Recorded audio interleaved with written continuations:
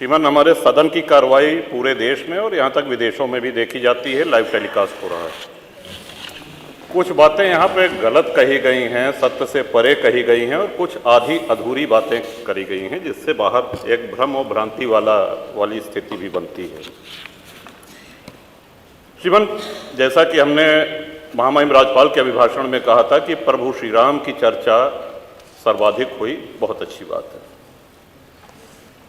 Doctor Lohia को मानने वाले लोग भी ये मानेंगे कि डॉक्टर लोहिया ने जन सामान्य को भगवान श्री राम के आदर्शों पर चलने की प्रेरणा देने के उद्देश्य से प्रतिवर्ष रामायण मेले का आयोजन किया करते थे। डॉक्टर लोहिया का ही एक ये बयान था कि बाबर, गजनी, गोरी, औरंगजेब लुटेरे थे, रसखान और रहीम हमारे पूर्वज थे।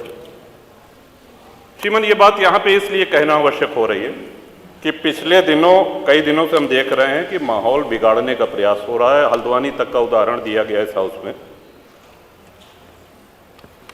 सरकार अपनी जगह पे पूरा प्रयास करती है कि हमारे राज्य में कोई उपद्रव न हो, अशांति न हो, लेकिन कहीं न कहीं एक ये आभास हो रहा है हमको कि माहौल खराब करने का एक प्रयास हो रहा है।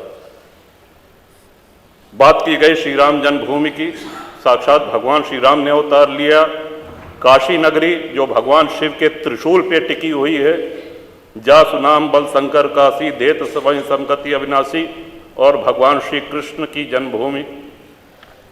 श्रीमान, स्पष्ट है ये दीवाल के ऊपर शिखर तोड़ करके गुंबद बना देने से ये गंगा जमुनी तहजीब नहीं होती। वो हमारा धर्म आक्रांताओं द्वारा तोड़ा गया है।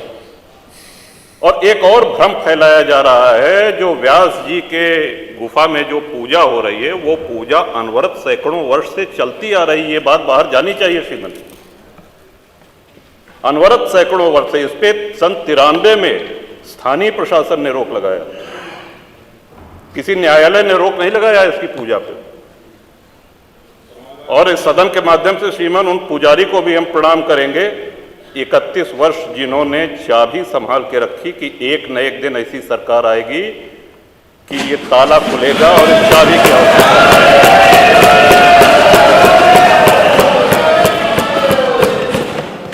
अल्लामा इकबाल, फिर वही होता है कि आधा अधूरा बोल दिए जो है पूरा बोलना चाहिए।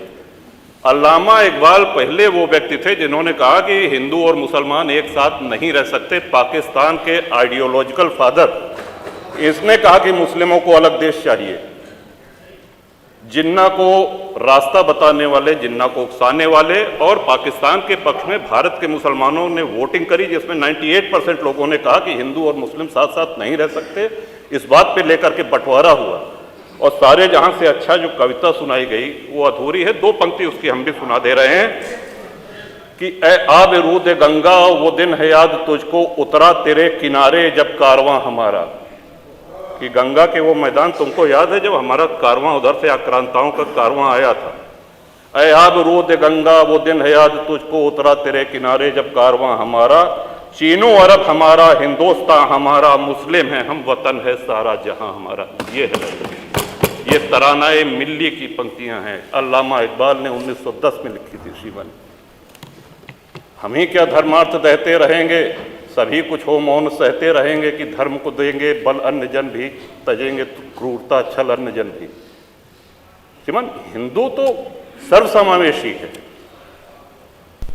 किसको आश्रय नहीं मिला, किसको आसरा नहीं मिला। यहाँ पे जो भी संकट में आया उसको हमने अपनाया। कभी किसी हिंदू ने नहीं कहा कि हम मुसलमान के साथ नहीं रह सकते हैं। उल्टा जब बंटवारा हुआ, धर्म के आधार पे हुआ, पाकिस्तान बना, जो मुस्लिम वहां जा रहे थे, हिंदुओं ने उनको रोकने का काम किया कि आप रहिए हमारे साथ, भाई भाई बन के रहिए।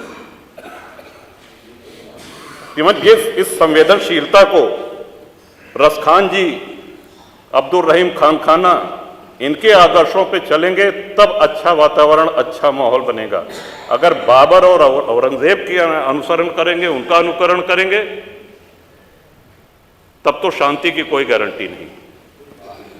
मैं फिर से पुनः बधाई देता हूं इस बजट का समर्थन करता हूं और माननीय योगी जी की सरकार को बधाई देता हूं। और ये हम लोगों का सौभाग्य है, इस पीढ़ी का सौभाग्य है कि अपने जीवन काल में भगवान श्री राम के भव्य मंदिर का और मेरा ये भी मानना है कि आदि शंकराचार्य के बाद अगर कोई सनातन उत्थान का और हिंदू उत्थान का कार्य कर रहा है तो श्रीमान नरेंद्र मोदी जी। बहुत बहुत धन्यवाद।